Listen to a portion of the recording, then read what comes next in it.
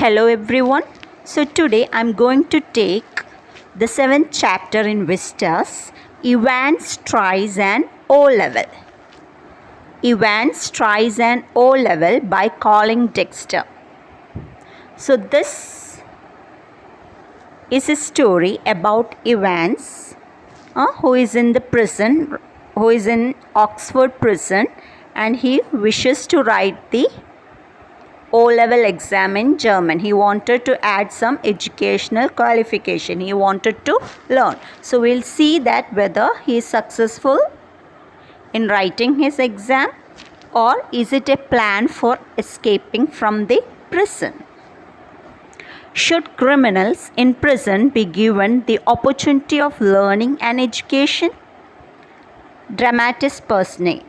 The secretary of the examination board, the governor of HM Prison, Oxford, James Evans, a prisoner, Mr. Jackson, a prisoner officer, Mr. Stephens, a prisoner officer, the Reverend S. Macaulay, an invigilator, Mr. Carter, detective superintendent, Mr. Bell, detective chief inspector. So here the prison is HM Prison in Oxford, and there is a governor of the prison, and the prisoner officers are Mr. Jackson and Mr. Stephens. And James Evans is one of the prisoner in HM Prison, Oxford. So the secretary of the examination board is another character. Then we are having an invigilator who comes for supervising the exam of Evans, that is the Reverend S. Macaulay. He is a parson. And we are having detective superintendent Mr. Carter and detective chief inspector Mr. Bell. So we'll go. All precautions have been taken to see to it that the O-level German examination arranged in the prison for Evans does not provide him with any means of escape. So all the preparations are made. Everything is taken care to make sure that the O-level German examination, which our Evans is going to write, won't give any chance for him to escape. All the precautions, all the measures are done so that the exam is in such a setup that there is no way for him to escape from the prison. It was in early March when the secretary of the examination board received the call from Oxford prison. So it happens in the early March month. The secretary of examination board got a call from the prison, got a call from the Oxford prison. It's a slightly unusual request, Governor, but I don't see why we shouldn't try to help. Just the one fellow, you say. That's it. Chap called Evans. Started night classes in O-level German last September. Says he's dead keen to get some sort of academic qualification. So it was in early March, and the secretary of the examination board got a call from Oxford prison. This is Oxford prison. So the secretary got a call from the governor of the Oxford prison. So the secretary is telling, it is a slightly unusual request. It's not something which is usual, but I don't think there is any problem. So we can conduct the examination because there is only one fellow, there is only one person. So the governor is telling, yes, that's it. Chap called Evans. So the one person who is going to write the exam, his name is Evans. Started night classes in O-level German last September. So he started his night class in German last September. And there is only one student, and he says that he is very much eager to get some kind of educational qualification. He wanted to get some sort of educational qualification, so he has started his night classes in O-level German, and he started late last September. Is he any good? So the secretary of the examination board is asking, is he any good? Is he good? He was the only one in the class. So you can say he's had individual tuition all the time. Really. Would have cost him a packet if he had been outside. So the governor of the prison is telling, he was the only one in the class. So I'm not sure whether he is good because there is no one to compare. He was the only person who was attending the O-level German classes. And it is like he had his individual tuition because there is no one else. And if he was doing it outside, it would have cost him a lot of money. Well, let's give him a chance, shall we? That's jolly kind of you. What exactly is the procedure now? So, the secretary of the examination is telling, okay, we'll do one thing, we'll give him a chance. So, the governor is telling, that is very kind of you. So, what are the procedures? What are the rules we have to do? Oh, don't worry about that. I'll be sending you all the forms and stuff. What is his name? You say Evans? James Roderick Evans. It sounded rather grand. Just one thing, Governor. He's not a violent sort of fellow, is he? I don't want to know his criminal record or anything like that. But so the governor of the prison is asking about the rules and procedures for the exam. So the secretary is saying, there is nothing to worry about it. I will send all the forms and all the question paper needed for the exam. So he is asking, the secretary of the examination is asking, what is his name? You said Evans, right? So the governor is telling it is James Roderick Evans. It sounds rather grand. It is a very grand name, is it? Just one thing, Governor, again. The secretary is asking one more thing. I don't think he is a violent person. I think he is a good person. I don't want to know what are his criminal records, but he wanted to make sure that it would be safe for conducting the exam. For that is the reason why he is asking about Evans, whether he is a good person or a violent person. No, there's no record of violence. Quite a pleasant sort of chap, they tell me. Bit of a card, really. One of the stars at the Christmas concert. Imitations, you know, the sort of thing. Mike Yarwood stuff. No, he's just a congenital kleptomaniac. That's all. The governor was tempted to add something else, but he thought better of it. He would look after that particular side of things himself. So the governor is telling he is not a violent person. He is a very pleasant one. He used to do Christmas programs, imitations. He used to imitate people like Mike Yarwood, and he is adding that no, he is just a congenital kleptomaniac. That means congenital means an inborn habit, inherited habit. He is having that habit of stealing, tendency of stealing. Kleptomaniac means it's a tendency of stealing, not for any profit or not for wanting of things. Simply if you don't want also, that tendency will be there to steal. If you see something, that person will be having a tendency to steal it. That's all. So that is the only problem with him. No other issues are there with him. The governor was tempted to add something else, but he thought better of it. He would take after that particular side of things himself. So he was going to add more about events. Then he thought there is no need of it to disclose it to the secretary. About that side, the governor will take care. Presumably, said the secretary, you can arrange a room for? No problem. He is in a cell on his own. If you have no objections, he can sit the exam in there. So, the secretary was adding, you can arrange a room for writing the exam. So, the governor is telling there is no problem. He is in all alone in his cell. He is having a cell and there is no one else. He is the only person in that cell. So there won't be any problem. And if you don't mind coming to the cell and writing the exam, sitting in the cell for writing exam, I don't think there is any problem. That's fine. So the secretary is telling it's okay. And we could easily get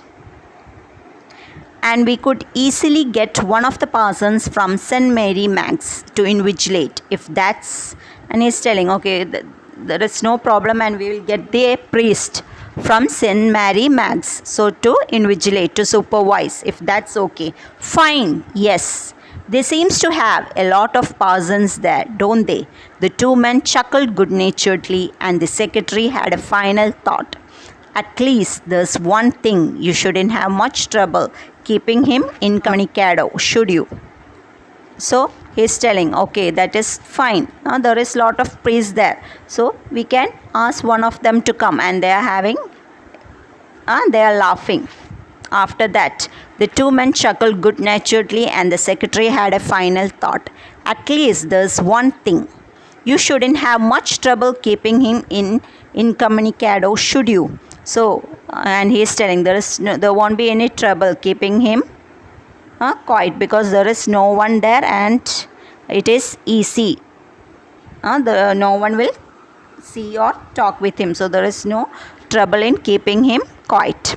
The governor chuckled politely once more, reiterated his thanks and slowly cradled the phone. Evans. So the governor again, he had a laugh, and after that he again thanked the secretary and slowly he placed down the phone. And after that he told Evans the break, as the prison officers called him. Thrice he had escaped from prison, and but for the recent wave of unrest in the maximum security establishments up north, he wouldn't now be grazing the governor's premises in Oxford. And the governor was going to make absolutely certain that he wouldn't be disgracing them. So he was called Evans the Break. The officers used to call him Evans the Break because 3 times he had tried to escape from the prison.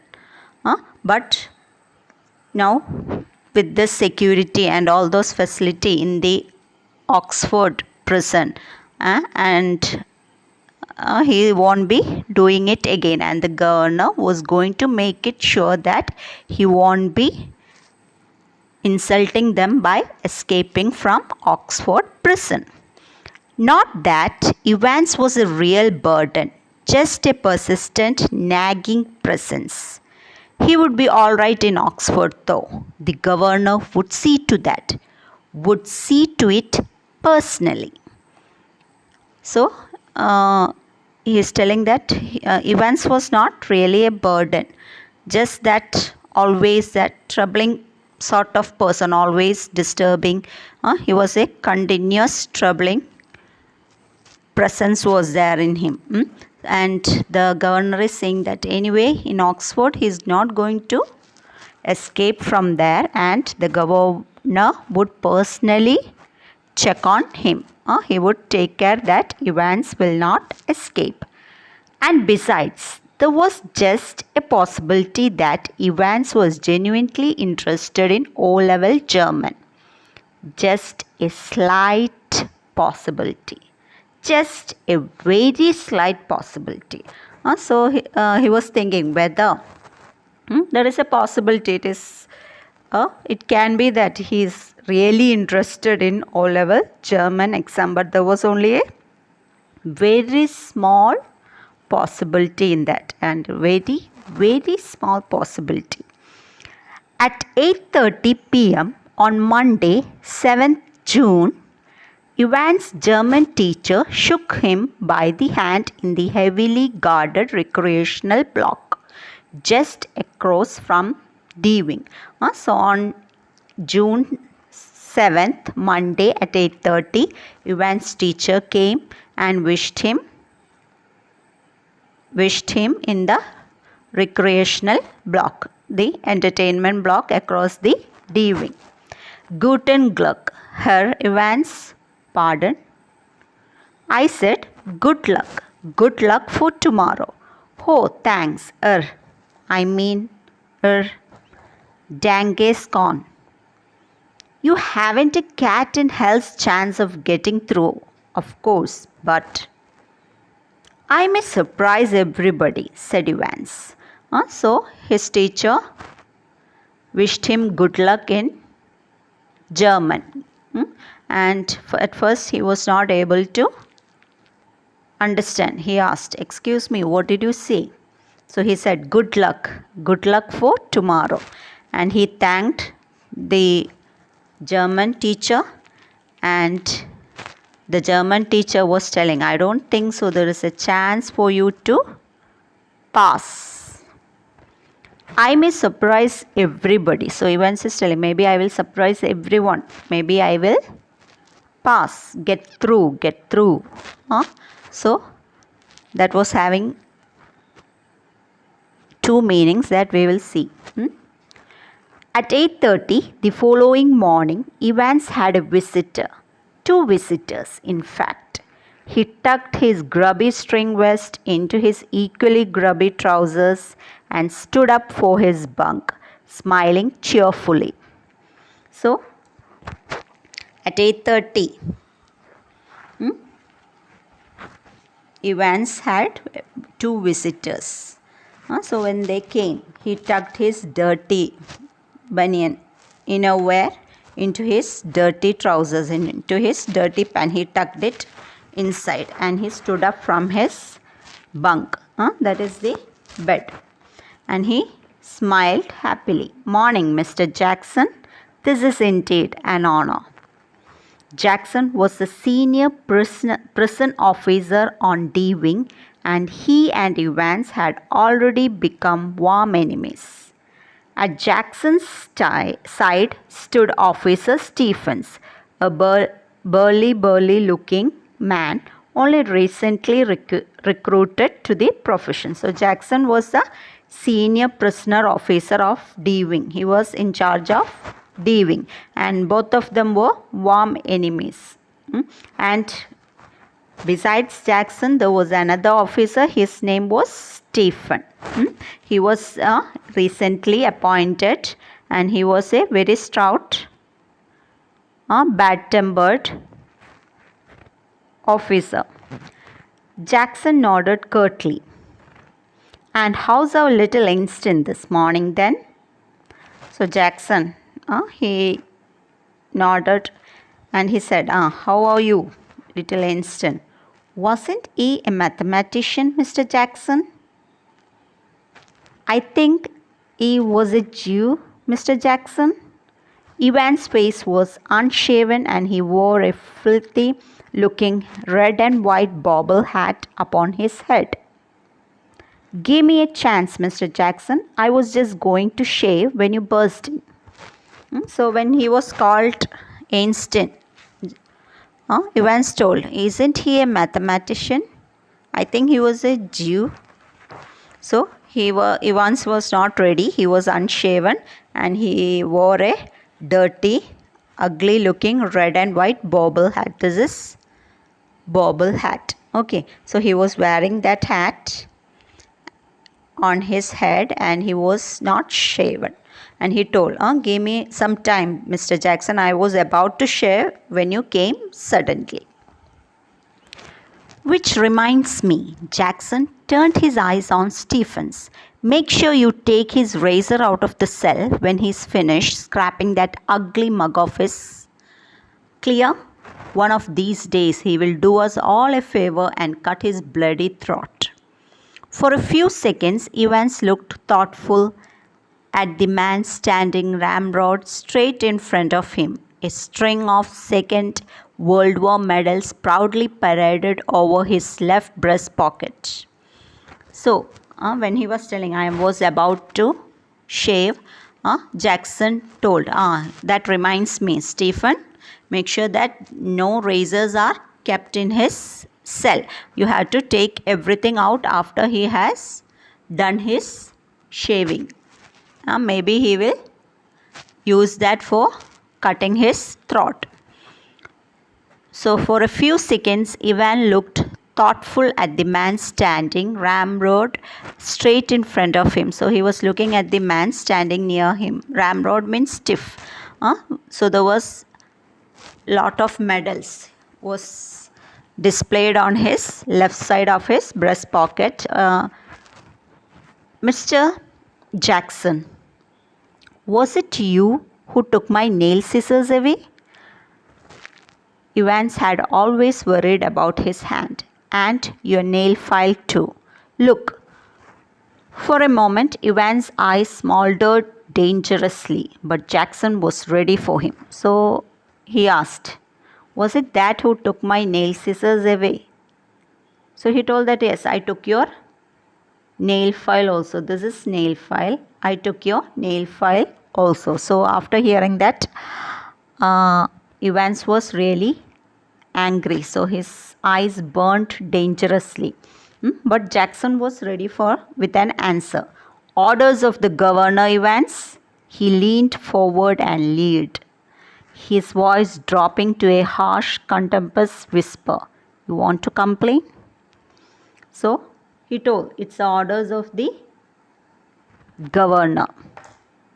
And he bent forward, looking bitterly, staring at him and telling in a small, low, rough voice, you want to complain?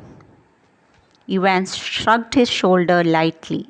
So Evans shook his shoulder. The crisis was over. So that small fight was over there. You have got half an hour to smarten yourself up, Evans, and take that bloody hat off. Me? At her. Evans put his right hand lovingly on the top of his filthy woolen and smiled sadly. Do you know, Mr. Jackson? It's the only thing that's ever brought me any sort of luck in life. Kind of lucky charm, if you know what I mean. And today I thought, well, with me exam and all that. So while he was leaving, he told, better you get up and shave up and smarten yourself and make sure that you take that bloody dirty hat off. So Evans answered, oh, my hat? He put his right hand on the top of his dirty woolen hat and told, Jackson, you know that this is the only thing that have brought me any luck in my life. This is a lucky hat for me. Kind of a lucky charm, kind of a lucky magic. It's like a magic for me. It has brought me luck.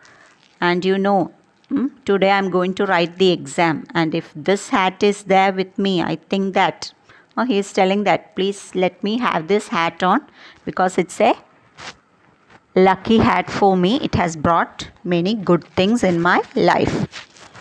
Buried somewhere in Jackson was a tiny core of compassion, and Evans knew it. So somewhere in Jackson's mind there was a